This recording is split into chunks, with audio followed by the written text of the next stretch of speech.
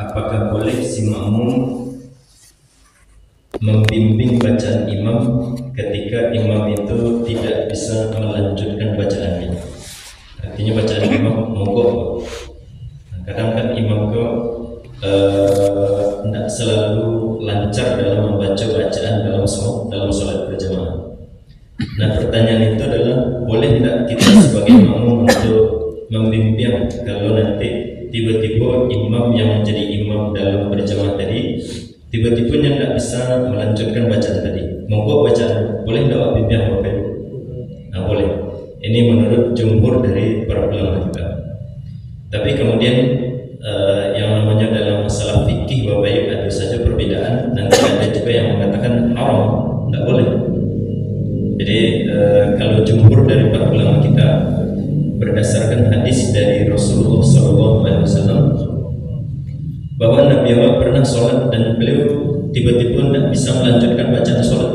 Nah, ini menunjukkan kepada kita sisi kemanusiaan dari Nabi SAW, bahwa beliau itu bukan Tuhan, beliau itu juga manusia, dan itu dinampakkan oleh Allah SWT.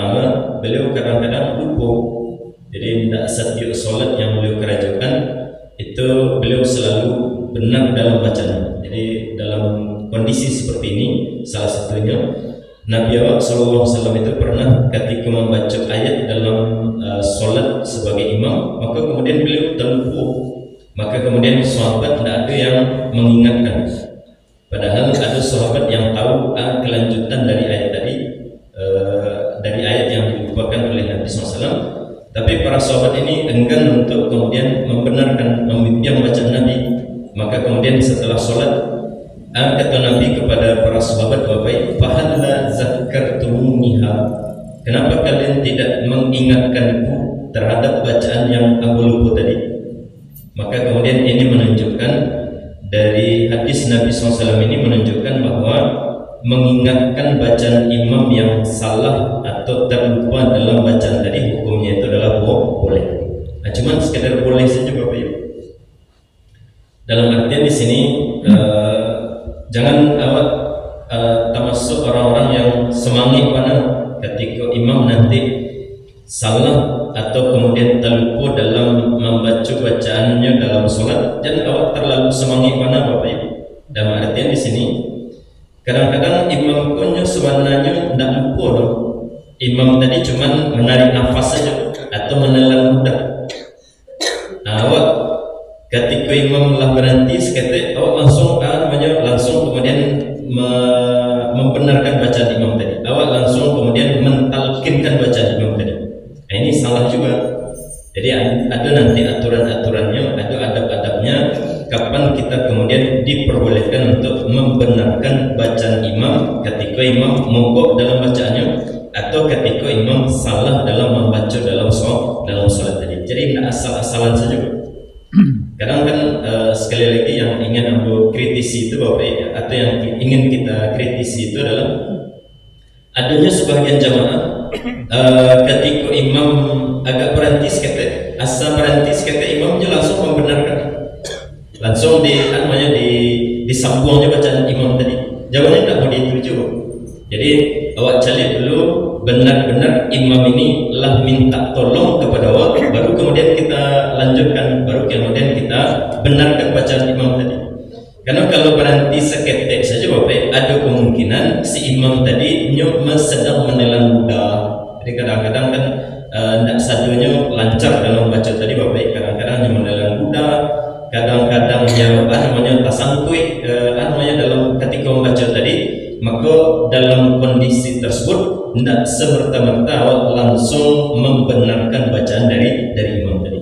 Sebagai contoh misalkan Bapak, awak kadang ada dalam sholat tadi membaca ayat misalkan ihdinas siratal mustaqim siratal ladzina an'amta 'alaihim, kemudian nelaludah agak lama sekali. Kemudian jamaah landak suara goyang seolah-olah Bapak Ustaz nampaknya lupa lupa ayat berikutnya, maka kemudian langsung dibenarkan. Nah, cara yang seperti ini cara yang tidak benar. Jadi cari dulu kondisi dari imam, Kalaulah minta tolong bana si imam, nanti kita akan lihat Bapak cara imam tadi minta tolong. Kalaulah minta tolong bana si imam tadi, baru benarkan, baru bantu si imam tadi. Nah, tapi kalau berhenti sakit saja, yang ada kemungkinan berhentinya untuk gara-gara menelan ludah atau yang semacamnya misalkan, maka dalam kondisi yang seperti ini justru tidak diperbolehkan awak untuk menyambungkan bacaan imam tadi. Jadi menyambung bacaan imam itu bukan satu kemuliaan, menyambung bacaan imam tadi bukan satu satu keutamaan dalam solat jamaah yang kita kerjakan. Itu hanya sifatnya itu darurat saja. Kalau memang imam nanti mogok dalam bacaannya, maka diperbolehkan bagi kita untuk membenarkan. Nah, tapi dalam kondisi yang sebenarnya tidak mogok seperti yang tadi kita sampaikan, maka tidak diperbolehkan bagi kita untuk melanjutkan bacaan dari si imam tadi. Kemudian ada juga yang mengatakan seperti yang tadi kita sampaikan, ada yang mengatakan justru tidak boleh. Jadi hukumnya itu Bapak membenarkan bacaan imam tadi atau menyambung bacaan imam tadi, ada yang membolehkan, dan itu 4 mazhab yang ada dalam Islam, dalam agama kita. Kemudian nanti ada juga sebagian ulama yang mengatakan tidak boleh, hukum asal itu tidak boleh. Jadi kalau imam salah dalam bacaannya dalam sholat, ya dipedia saja.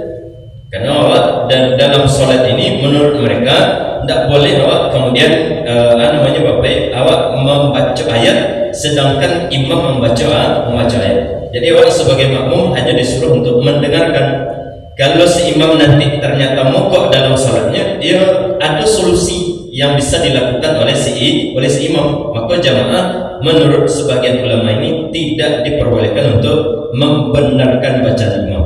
Jadi misalkan imam lupa membaca ayat, misalkan contoh alam tara kaifa fa'ala rabbuka bi ashabil fil alam yaj'al lahu 'ainain. Betul atau tidak Bapak Ibu? Salah ya? Itu kan harusnya alam tara kaifa fa'ala rabbuka bi ashabil fil alam yaj'al kaidahum, kan mana itu. Nah, ternyata imam itu disambungnya ke surah Al-Balad, alam yaj'al lahu 'ainain. Lupa si imam tadi. Nah, ketika si imam lupa tadi, ada solusinya. Menurut sebagian kecil dari ulama ini, dalam artian di sini awak sebagai jemaah tidak boleh membenarkan bacaan imam, tidak boleh awak melanjutkan atau membimbing bacaan imam tadi dengan mengucapkan alam yaj'al kaidahum fi tadlil, tidak boleh. Nah, ini menurut sebagian kecil dari para ulama yang ada di dalam agama Islam. Nah, tapi insya Allah yang lebih kuat secara dalil dalam hal ini adalah pendapat dari jumhur dari para ulama berdasarkan hadis yang tadi kita sampaikan. Nah, yang mengatakan tidak boleh itu ada dulu dalilnya. Dalilnya itu adalah bahwa Nabi SAW pernah bersabda, ya Ali, wahai Ali, la taftah alal imam fis shalah, alal imami fis shalah. Wahai Ali, jangan engkau membenarkan bacaan imam dalam sholat. Jadi kalau imam salah dalam bacaan sholat atau mogok imam dalam bacaannya dalam sholat, engkau tidak usah membenarkan. Nah, ini yang dipakai dalilnya oleh sebagian kecil dari para ulama kaum muslimin. Nah, tapi sekali lagi insya Allah secara Bapak ilmu hadis itu, hadis yang pertama tadi jauh lebih kuat dibandingkan hadis yang digunakan oleh sebagian kecil dari para ulama kita yang menyatakan bahwa tidak boleh membantu bacaan imam ketika bacaan imam tadi salah dalam membacanya. Nah, sekarang kita lihat Bapak adab dalam ketika salah dalam bacaan dalam sholat tadi. Yang pertama bagi imam. Jadi yang pertama itu Bapak kita sampaikan, sebaiknya kalau ada di antara yang gampang lupa dalam membaca ayat Bapak, maka tidak dianjurkan bagi orang menjadi imam dalam sholat. Jadi kan kadang ada orang tu Bapak setiap yang membaca lebih ajaknya salah dalam bacaan tadi daripada batuannya. Jadi sementara salah bacaan, dibaca surah Eko salah, dibaca surah Eko salah, atau emang ada sebagian ada temukan Bapak imam di sebuah masjid atau di musola, seorang anak dari pesantren yang ketikanya membaca dalam sholat tadi, dipilihnya ayat-ayat yang sulit. Sehingga nanti ketika membaca tadi, setiapnya membaca ayat salah. Kadang-kadang dalam satu rakaat, dalam sekali baca ayat tadi, sekian kali itu salah. Nah ini dimakruhkan ini menjadi imam. Karena tentunya kalau awak berimam dengan imam yang sabanta salah, kira-kira lain khusyuk salat awak Bapak Ibu. Ini tidak mengganggu kekhusyukan awak. Nah jadi pada dasarnya orang-orang yang ketika membaca ayat kemudian seringnya salah dalam bacaan tadi, maka mereka tidak dianjurkan untuk menjadi imam dalam salat. Hukumnya itu makruh. Nah itu yang pertama yang harus kita ketahui. Nah kemudian yang kedua, bagi si imam ketika nyelah jadi imam kemudian salahnya dalam membaca ayat atau kemudian tidak tahunya kelanjutan dari ayat itu Bapak, jangan ingin pasukan dengan menyambungkan ke ayat-ayat yang lain. Itu ada juga Bapak, mau mendengar di sebuah masjid, entah beliau jadi imam gini atau tidak. Tapi anak itu Bapak, anak pondok aja Bapak, anak pondok, ketikanya jadi imam tadi, ketikanya salah satu kehebatan dari anak tadi Bapak, nya bisa menyambungkan ke ayat dalam surat yang lain, sehingga nanti tidak jaleh bagi orang kalau dalam bacaan tadi salah. Jadi saking hebatnya dalam Bapak, dalam menyikapi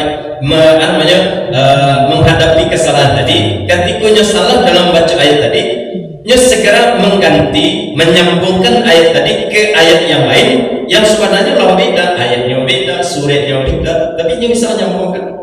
Dan aku yakin itu Bapak, banyak orang yang tidak tahu, karena memang ketikanya menyambung tadi, berpindah dari satu surat ke surat yang lain tadi. Aku yakin Bapak, karena pandai dalam melakukan tadi, orang-orang banyak tahu kalau yang dia lakukan itu adalah dia sudah membaca satu surat dan berpindah ke surat yang lain, karena saking hebatnya. Tapi kok tidak boleh. Jadi awak kalau salah dalam membaca satu ayat atau satu bacaan dalam sholat awak, maka yang tidak boleh kita lakukan itu adalah jangan menggabung-gabung ke surat-surat yang lain. Itu yang kedua adab bagi seorang si imam itu yang kedua. Kemudian yang ketiga, lalu apa yang harus dilakukan Bapak Ibu? Kalau awak sebagai imam salah dalam bacaan sholat, maka yang kita lakukan itu adalah yang pertama Bapak, mencoba mengulang ayat tadi. Jadi misalkan Bapak, alam tara kaifa fa'ala rabbuka bi ashabil fil alam yaj'al lahu ainain. Nah salah, itu kan kawan painu ke surat yang lain. Jangan dilanjutkan ke surat yang lain tadi. Tapi awak kemudian berhenti, kemudian yang kita lakukan Bapak, coba diulang balik.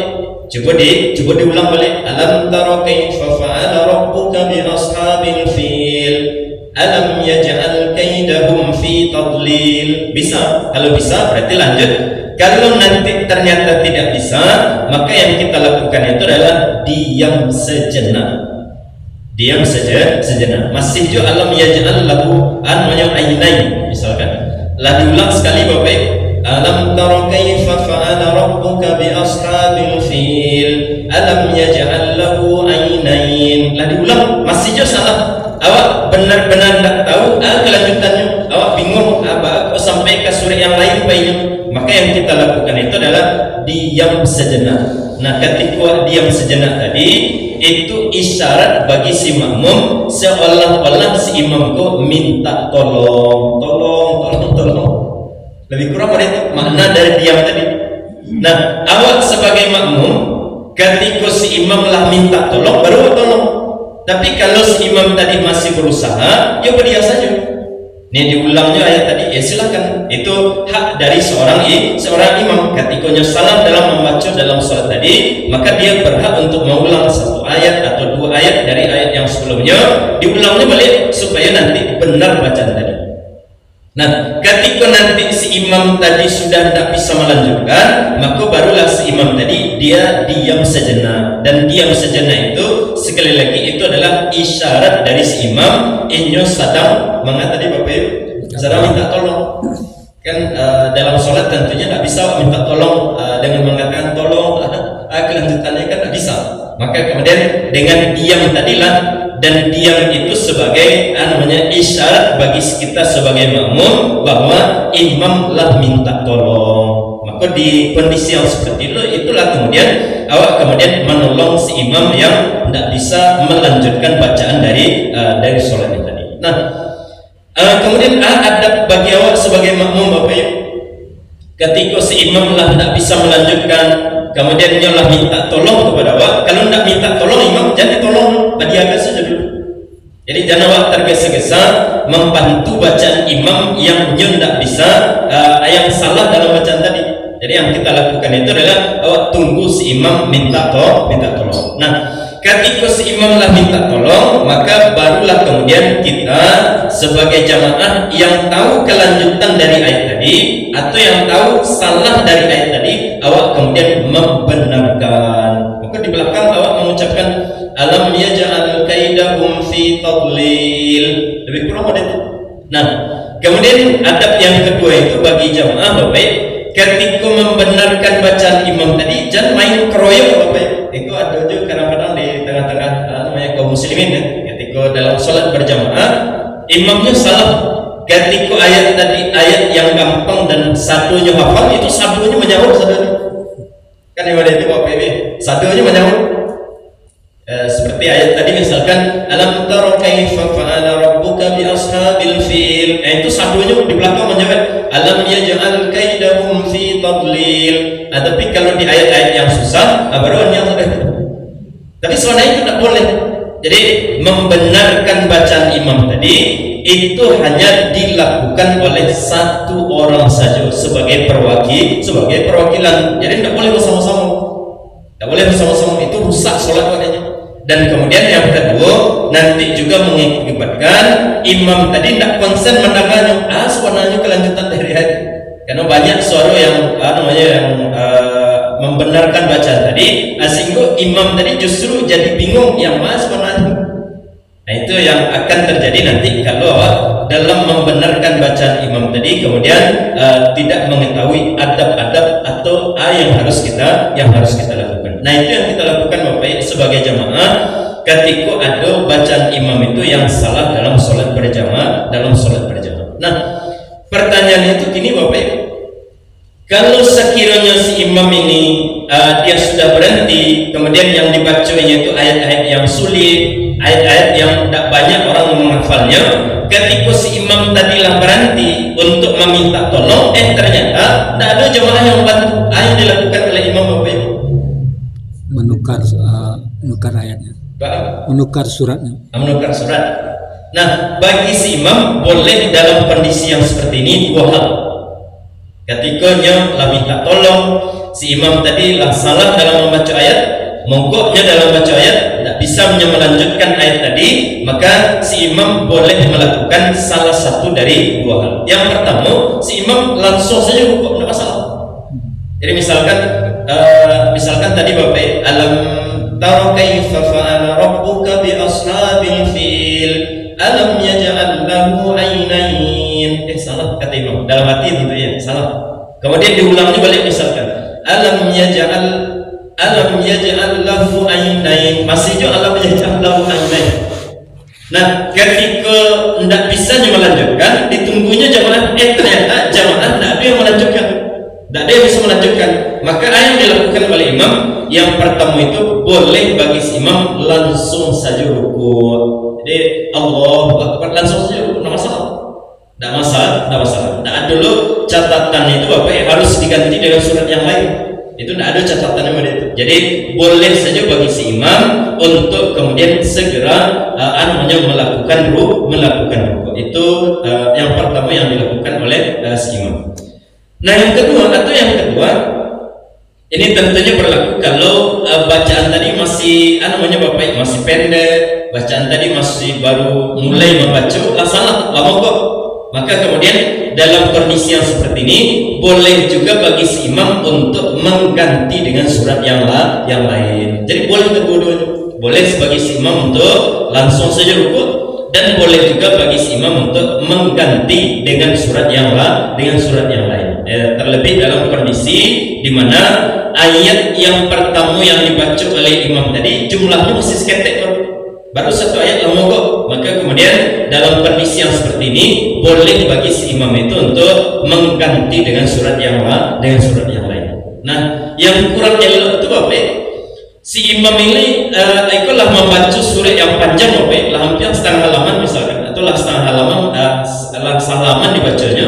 Kemudian mogok di ayat-ayat yang terakhir, ketikanya akan berhenti. Ketikanya mogok tadi digantinya dengan surat yang panjangnya lebih kurang sehalaman lu balik. Nah, ini kurang elok. Jadinya kan panjang jadinya. Jadi sudahlah ayat yang sebelumnya lah panjang dibacanya, kemudian ketikanya dia berhenti di ayat yang terakhir yang dia inginkan, ternyata dia mogok. Ketikanya mogok tadi digantinya dengan surat yang lain yang panjangnya sama dengan surat yang dibaca yang sebelumnya. Nah, itu kurang elok. Jadi kalaupun kalaupun dia mengganti, carilah surat-surat yang pendek. Nah, itu lebih kurang yang yang disampaikan oleh penulis rahimahullah taala terkait dengan boleh atau tidaknya membenarkan bacaan imam dalam salat berjamaah. Jadi hukumnya itu boleh-boleh saja Bapak, terutama ketika imam itu minta tolong kepada sebagai jamaah untuk membenarkan, untuk membimbing bacaan dari imam tadi yang tidak bisa dia lanjutkan. Kecuali dalam satu keadaan, kalau dalam satu keadaan ini wajib hukumnya apa itu Bapak? Ketika si imam itu salah dalam membaca bacaan surah Al-Fatihah dan bacaan yang salah tadi mengakibatkan rusaknya makna dalam Al-Fatihah. Contoh misalkan Bapak, misalkan imamku membaca yang dulu pernah kita contohkan Bapak, yang dalam surah Al-Fatihah yang berubah maknanya kalau salah. Contohnya itu iya karena budu misalkan. Si imam membaca iya karena budu, harusnya itu adalah iya, kan pakai tasydid itu. Harusnya dibaca iya karena budu wa iya karena nasta'in. Nah, si imam itu membaca iya karena budu wa iya karena nasta'in. Betul atau salah Bapak Ibu? Salah. Dan salah yang merdeka, salah dalam rukun sholat, dan salahnya tadi sekaligus mengakibatkan adanya perubahan makna dalam Al-Fatihah. Maka kalau sholat di belakang imam yang merdeka, wajib awak membenarkan bacaannya. Jadi dibenarkan bacaan. Jadi walaupun yang membaca saja, taruh misalkan iya karena pudua iya karena stain, awak saud dari belakang iya karena pudua iya karena stain, supaya membenarkan bacaan dari Al-Fatihah tadi. Karena kalau Bapak, kalau rusaknya sholat imam, kalau sholat imam itu sudah rusak, Al-Fatihahnya sudah tidak benar, maka nanti berpengaruh kepada sholat kita sebagai makmum. Maka dalam kondisi yang seperti ini, baru kemudian wajib membenarkan bacaan dari imam walaupun dia tidak minta tolong. Itu barangkali kesimpulan terkait dengan masalah apakah boleh membenarkan bacaan imam atau tidak. Nah, kemudian yang berikutnya itu Bapak masih berkenaan dengan sholat jamaah Bapak. Pembahasan kedua yang kita bahas itu adalah terkait dengan mauqiful imami wal makmum, tentang posisi berdirinya imam dan makmum. Nah, yang pertama sekali Bapak, posisi dari imam. Imam itu ketika dalam sholat berjamaah tentunya berdirinya itu di depan dari makmum. Jangan sampai ada makmum yang lebih di depan dari si imam. Kalau itu terjadi berarti sholat jamaahnya tidak sah. Kemudian yang kedua, si imam itu berdirinya itu Bapak di tengah-tengah dari makmum. Seperti awak sholat di situ misalkan mihrab itu biasanya di tengah dan imam itu ditempatkan di bagian tengah dari mihrab tadi, atau di bagian tengah dari masjid atau musola tadi. Nah, itu barangkali sudah tidak ada masalah Bapak. Nah, sekarang yang ingin kita lanjutkan sedikit tentang posisi makmum dalam sholat berjamaah. Yang pertama, kalau yang menjadi imam itu adalah laki-laki dulu yang kita bahas. Kalau yang menjadi imam itu laki-laki. Nah, keadaannya itu yang pertama Bapak, kalau seorang imam itu laki-laki, makmumnya surang-urang. Di mata kak dari makmumku Bapak? Surang-urang dalam artian di sini laki-laki. Di mata kaknya Bapak? Tangan tangan belakang imam. Imam makmumnya surang. Samping kanan dekat imam. Nah, tagaknya itu di sebelah kanan dari imam. Jangan di sebelah kiri. Kadang ada aja yang bercelik sebenarnya kalau banyak perubahan sebenarnya. Nah, cuman kadang ada aja yang bercelik baik. Ketika orang sholat, namanya sebagai makmum, ini surang saja. Dia ambilnya posisi sebelah kiri dari imam. Nah, ini tidak benar. Ini tidak benar. Jadi yang batu itu Bapak, yang batu itu adalah makmum tadi berdiri di sebelah kanan dari imam. Nah, sebelah kanan itu sejajar atau sedikit di belakang imam Bapak, sedikit mundur sedikit dari imam. Nah, dalam kondisi yang seperti ini ada perbedaan pendapat dari para ulama. Ada yang mengatakan sejajar. Nah, cuman catatannya seketik Bapak. Kalau nanti kita sejajar dengan imam, awak sebagai makmum, awak sejajar tagaknya dengan imam, pastikan salam sholat mulai dari awal sampai akhir. Jangan awak nanti posisi awak itu sampai lebih maju dari imam. Jangan nanti awak bergeser-geser dalam sholat dengan adanya pergerakan ruku, sujud, duduk, kemudian berdiri misalkan. Nanti tiba-tiba awak posisinya itu lebih maju dari imam. Itu awak sebagai makmum awalnya sejajar, kemudian tiba-tiba maju dari imam. Kalau itu terjadi, maka sholat jamaah kita tidak sah. Nah, jadi kalau mengambil pilihan yang mengatakan sejajar dengan imam, maka pastikan mulai dari awal sholat sampai akhir, jangan awak nanti posisi itu bisa lebih maju walaupun saketek dari imam, karena itu membatalkan jamaah. Makanya dalam hal ini menurut mazhabnya Imam Asy-Syafi'i itu Bapak, karena memang tidak ada keterangan pastinya dari Nabi harus sejajar ya, maka di dalam mazhabnya Imam Asy-Syafi'i posisi si makmum itu kalau surang sebagai makmum, maka posisi itu sebelah kanan cuman mundur sedikit, bukan mundur banyak. Jadi ini yang harus barangkali banyak celik di tengah masyarakat Bapak. Yang banyak di tengah masyarakat itu kadang ada yang sejajar, tapi ini bolehnya Bapak, itu masalah dengan syarat, dengan catatan dia selama sholat tadi jangan sampai maju posisi dari imam. Nah, itu boleh, silakan. Kalau bisa rasanya menjaga tadi, ya silakan.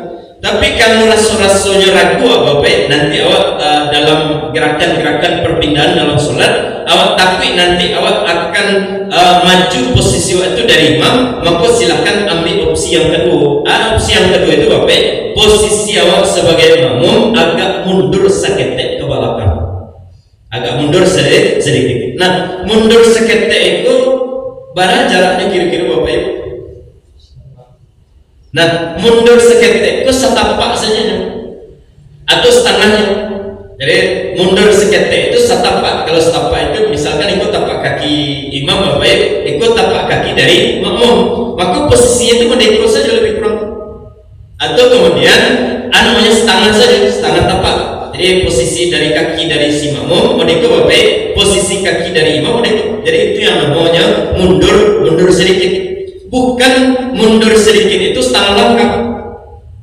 Itu yang banyak yang terjadi. Jadi si makmum ketika dalam sholat berjamaah, ini surang-urang sebagai makmum biasanya tagaknya di situ.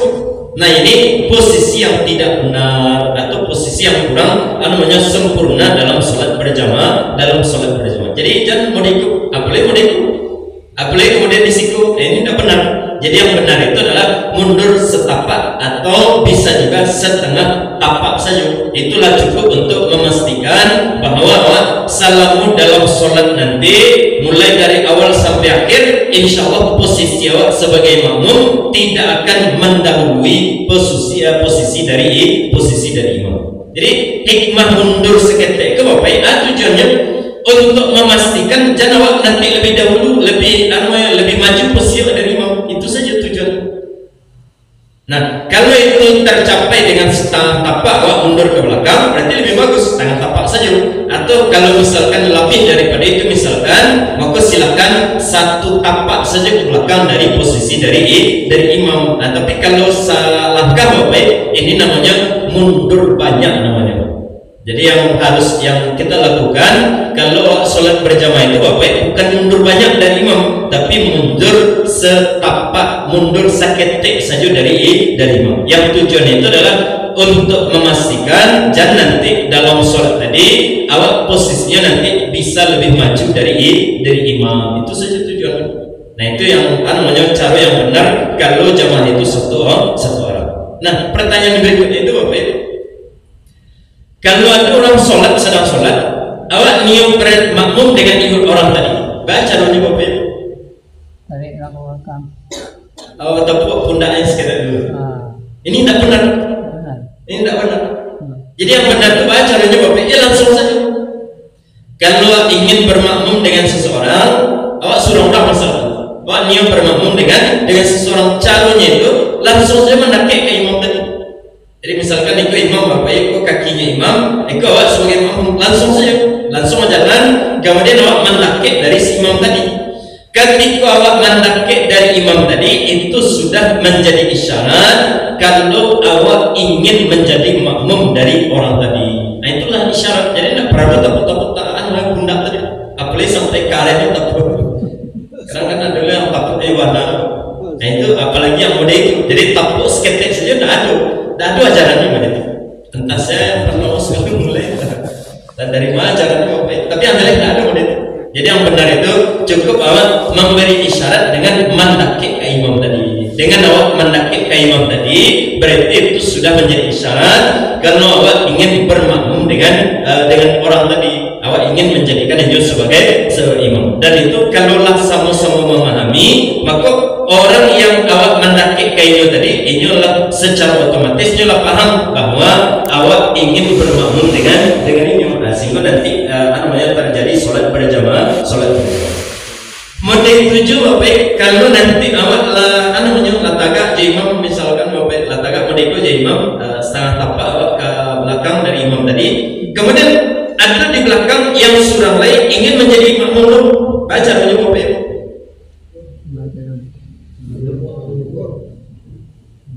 Tapuk lo boleh.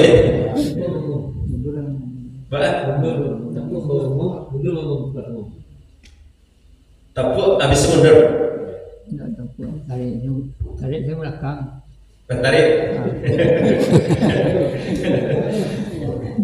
Nah, oleh para ulama itu Bapak, caranya itu ada dua ya. Yang pertama Pak, jadi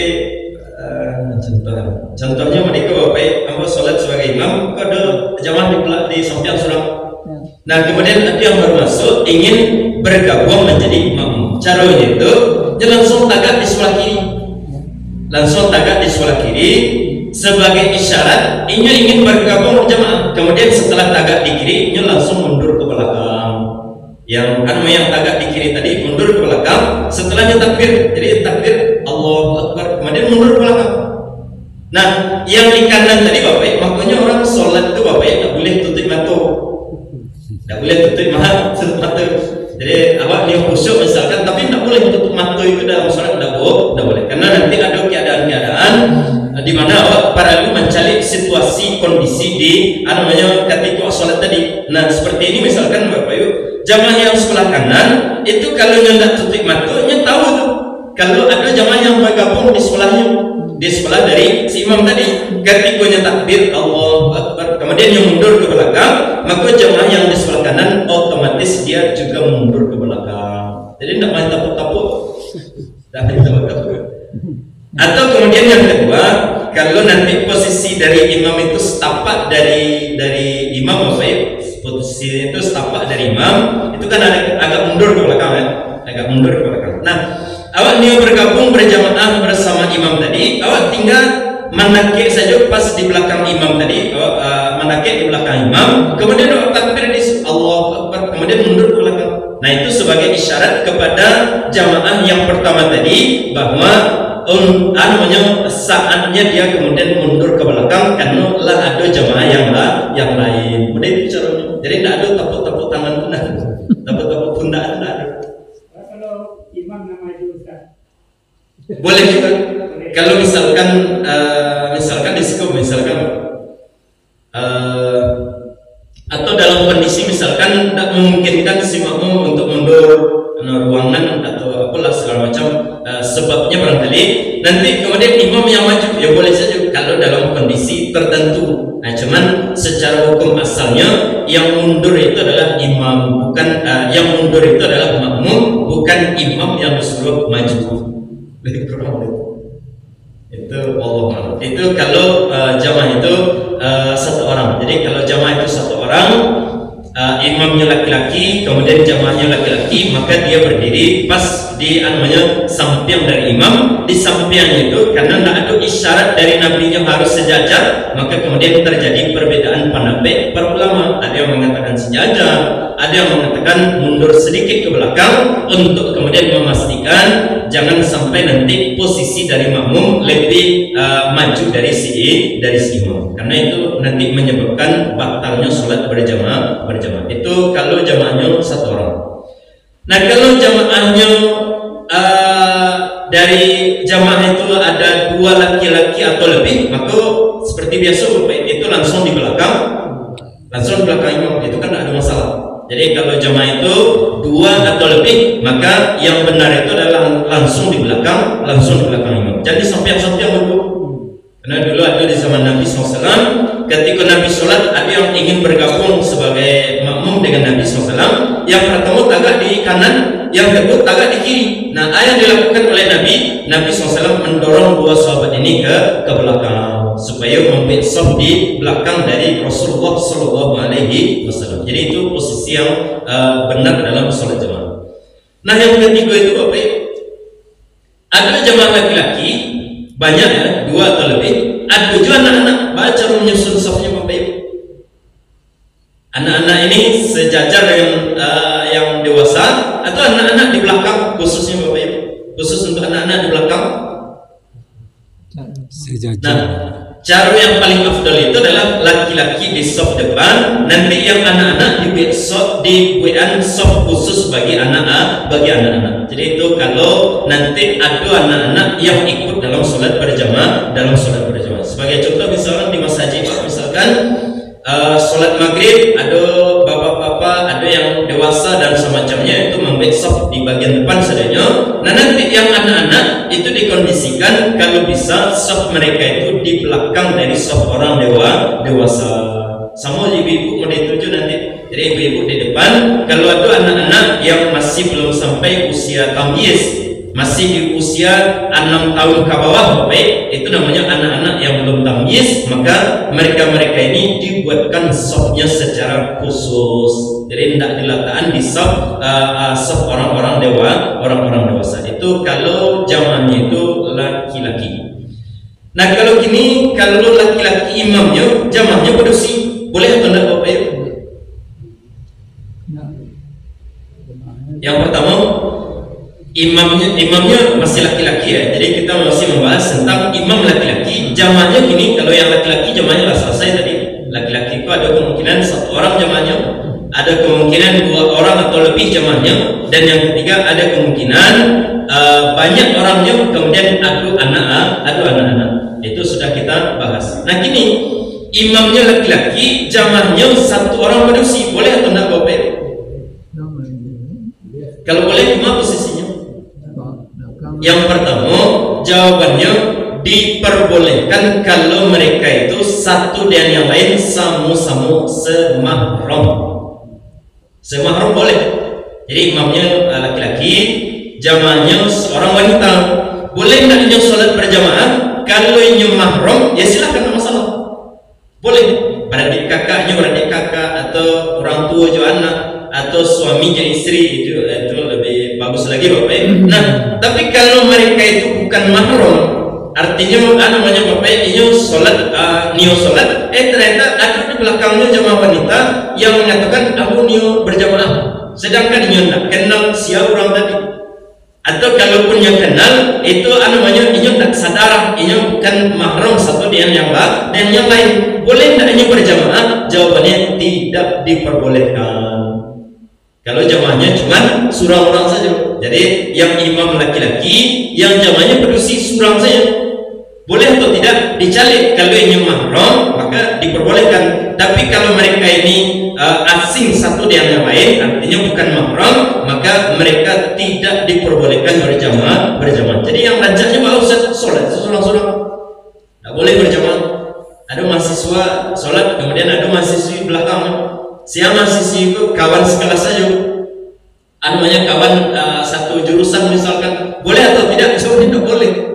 Nah, tapi kalau adiknya ya silakan, atau kakaknya atau namanya yang termasuk bagian mahram, maka itu baru diperbolehkan. Tapi kalau bukan mahram, maka itu tidak diperbolehkan. Itu yang pertama. Nah, yang kedua, kalau itu mahram, di mana posisinya Bapak Ibu? Artinya bolehnya berjamaah di mana posisi dari wanita tadi Bapak Ibu? Sebelah kiri. Belakang imam sebelah kiri, tidak sejajar.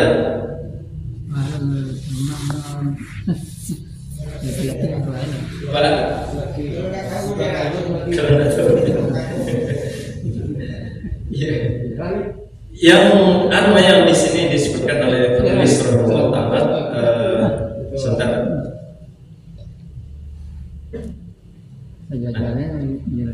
Di sini disebutkan kalau si jamaah tadi seorang wanita, maka tagaknya itu si wanita tadi bukan di samping kanan, bukan di samping kiri, tagaknya itu pas di belakang dari imam, pas belakang dari imam. Jadi kalau apa-apa jadi ibu misalkan tahajud di rumah, tahajud di istri atau tahajud di anak gadis misalkan, maka kemudian cara tagaknya itu Bapak, yang wanita tadi tagaknya pas di belakang awak sejajar dengan posisi dari imam. Itu cara tagaknya. Jadi bukan di samping kanan, bukan di samping kiri, bukan di belakang sebelah kanan, bukan di belakang sebelah kiri. Nah, tapi tagaknya itu adalah sejajar dengan imam. Itu kalau jamaahnya itu satu orang. Nah, kalau nanti jamaah wanita itu banyak, 2 atau lebih, ya seperti biasa, tagaknya itu di belakang saja. Nah, itu namanya barangkali tidak perlu dijelaskan. Nah, kemudian yang kedua, keadaan itu adalah kalau yang menjadi imam itu wanita. Dalam artian di sini tidak ada laki-laki. Karena kalau masih ada aja laki-laki, maka wanita tidak boleh jadi imam. Nah, artinya di sini ketika imam menjadi wanita, di saat tidak ada laki-laki, baca posisi mereka sesama wanita sholat berjamaah Bapak Ibu. Nah, posisi mereka itu sejajar seperti yang tadi kita sampaikan. Kasus itu lebih kurang sama. Sejajar itu Bapak, seperti yang dipraktekkan oleh Ummu Salamah, bahwa Ummu Salamah istri Nabi SAW ketika beliau sholat berjamaah dengan wanita-wanita yang ikut sholat berjamaah bersama beliau, maka beliau qamat wastahunna. Ummu Salamah ini beliau berdiri di tengah-tengah dari wanita tadi, artinya di barisan tengah, artinya itu sejajar saja. Nah, sejajar tadi lebih kurang maknanya sama Bapak pembahasannya. Apakah harus sejajar dalam artian di sini memang sama Bapak tumit itu satu dengan yang lain, atau kemudian si imam itu agak lebih maju sedikit ke depan? Maka perbedaan pendapat itu sama dalam kasus dalam masalah imam laki-laki dengan seorang jamaah laki-laki tadi. Jadi saranjaknya dalam hal ini, saranjaknya itu imam tadi lebih maju sedikit posisinya dari makmum yang lain. Nah, jadi maju setapak atau maju setengah tapak untuk kemudian mengantisipasi jangan sampai nanti adu dalam sholat tadi mulai dari awal sampai akhir, jangan sampai nanti terjadi yang posisi jamaah lebih maju dari posisi dari imam, karena itu membatalkan jamaah. Makanya Imam Asy-Syafi'i sekarang beliau dalam masalah itu Bapak, bahwa yang namanya imam dalam kasus laki-laki berimam dengan seorang laki-laki, atau kemudian wanita sesama wanita sholat berjamaah, dalam mazhabnya Imam Asy-Syafi'i itu diharuskan untuk lebih maju posisi imam dari makmum, karena memang risiko nanti kadang risiko itu Bapak, bisa-bisa nanti sholat berjamaah itu tidak sah kalau nanti terjadi posisi dari makmum lebih maju dari si imam. Maka lebih kurang pada itu kondisinya. Itu barangkali Bapak pembahasan terkait dengan Bapak, 2 pembahasan yang kita bahas pada malam hari ini ya. Yang pertama terkait tadi apa Bapak?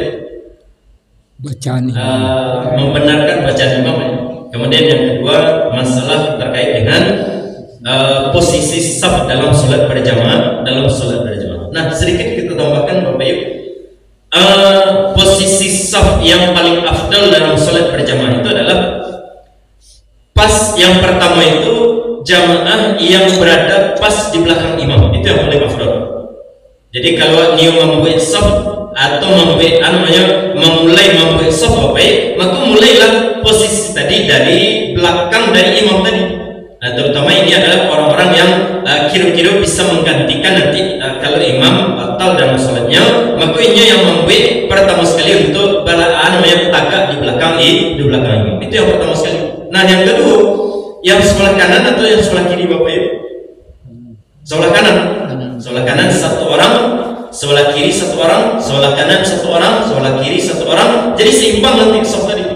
Bukan adalah kadang keyakinan masyarakat Bapak Ibu, saf itu yang sebelah kanan lebih rancak.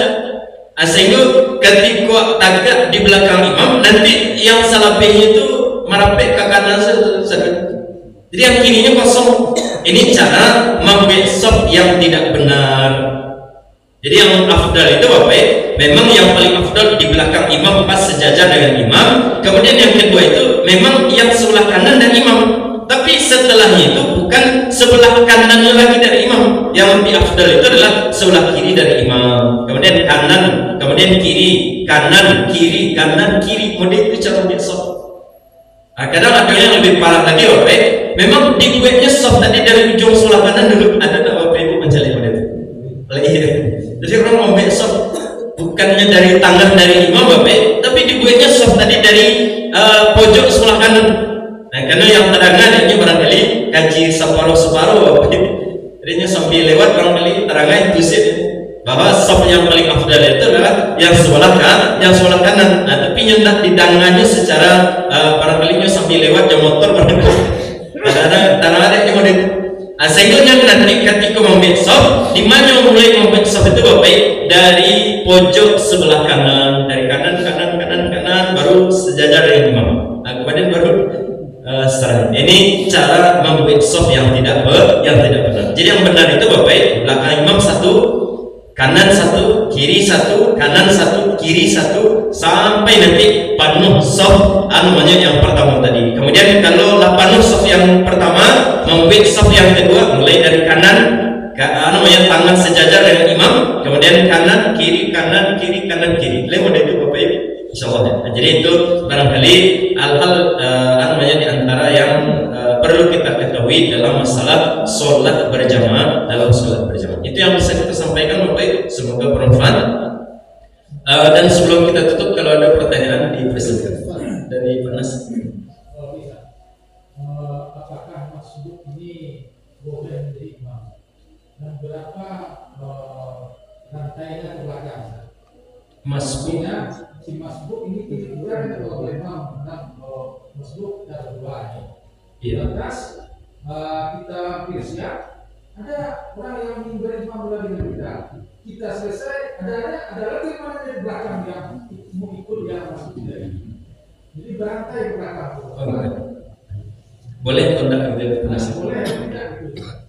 Ya. Kemudian Ustaz, kita sama-sama masuk. Apabila kita mau menjadi imam, kita sama-sama masuk. Kita berdua. Ya, masuk. Terlambat. Salah satu diangkat menjadi imam. Itu orang sudah salah. Nah, yang satu teman ini mundur ke belakang. Dijadikannya kawan yang masuk, sama-sama masuk jadi imam. Nah, kemudian Ustaz, antara berapa jarak antara makmum dengan imam? Kadang-kadang dilihat tuh ada yang jauh sekali imam itu di depan. Kadang-kadang ada dekat dan dekat. Ini berapa standarnya? Standar jarak. Berarti 3 pertanyaan. Kita mulai dari yang masuk tadi dulu. Jadi kalau ada 2 orang yang masuk talambeknya Bapak ya, dalam artian dia ada rakaat yang dia dapatkan bersama imam. Setelah imam selesai dia tagak. Nah, ketika mereka tagak tadi, yang surang mundur ke belakang, yang surang menjadi imam. Boleh atau tidak? Jawabannya tidak boleh. Ini tidak sah. Ini tidak boleh karena tidak boleh Bapak tidak boleh menjadikan Ya, tidak boleh menjadikan orang yang masbuk itu sebagai imam. Itu tidak boleh. Jadi apa caranya? Caranya itu dia lanjutkan sholat awak sesama orang yang masbuk, maka yang kita lakukan itu adalah awak melanjutkan, menyempurnakan sholat secara sendiri-sendiri, tidak dengan cara awak menjadikan seseorang untuk menjadi imam. Yang awak jadi imam itu adalah adalah orang yang juga masbuk sama dengan awak. Itu tidak boleh. Itu yang pertama. Kemudian yang kedua, masalah yang ketiga dulu tadi Bapak, pada sawananya jarak antara makmum dengan imam Bapak. Sawananya sarancanya itu antara jarak imam dengan makmum jangan terlalu jauh. Jadi kalau bisa dakik saja. Jadi ini saf dari makmum, ini safnya si imam. Jangan nanti si imam maju ke depan Bapak karena saf mihrabnya panjang orang lihat. Nah si imam di bagian pojok dari mihrab ke depan, yang si imam ke belakang. Ini tidak benar. Kalau bisa bahkan sarancanya itu Bapak dalam sholat berjamaah, kalau bisa si imam tadi ketika nyetagak itu si makmum itu bisa mencalik yang dilakukan oleh si imam. Artinya di sini kalau di situ kan agak sulit di Bapak. Tapi biasanya kalau di zaman Nabi itu Bapak, kalau zaman Nabi itu mihrabnya Nabi itu bukan seperti yang gini ya, seperti gini. Jadi Nabi ketika menjadi imam dalam sholat itu jamaah itu bisa mencalik Nabi sebenarnya. Jadi yang dikerjakan oleh Nabi, apakah Nabi duduk, apa tangga dan semacamnya, itu bisa mencalik baik jamaah yang di belakang atau juga jamaah yang di samping itu sebenarnya mode itu yang serancaknya. Nah cuman kalaupun tidak bisa dengan mode itu karena ada dinding yang menghalangi misalkan, tapi yang serancak itu Bapak, jangan posisi dari imam itu terlalu maju ke arah ke bagian depan dari mihrab tadi. Jadi kalau bisa seperti yang kini ke Bapak, jadi posisi imam itu dakik dari posisi jamaah, Itu pertanyaan yang ketiga. Kemudian yang pertama tadi pertanyaan Mas. Oh gitu. Ini dalam masalah ini Bapak, tidak ada aturan. Jadi awak masuk kemudian ada yang baru datang, ingin berjamaah dengan awak, boleh atau tidak boleh? Nantinya kemudian setelah awak sholat, kemudian melanjutkan yang tertinggal, kemudian ada dulu yang datang ingin menjadikan dia sebagai imam, boleh atau tidak? Jawabannya boleh. Boleh. Jadi tidak ada aturannya, harus hanya satu rantai saja. Setelah itu tidak boleh, itu tidak ada aturannya. Yang jelas bahwa yang kita jadikan imam itu adalah bukan dalam kasus yang pertama tadi, bukan dalam artian awak sama-sama masbuk, kemudian awak ketika melanjutkan jamaah tadi, melanjutkan yang tertinggal tadi, awak angkat yang sesama masuk menjadi imam, itu yang tidak boleh. Nah, tapi dalam kasus yang kedua tadi itu diperbolehkan saja, karena memang mereka datangnya itu terlambat. Lebih kurang. Ada yang lain Pak Haji? Iya, Pak Haji. Iya.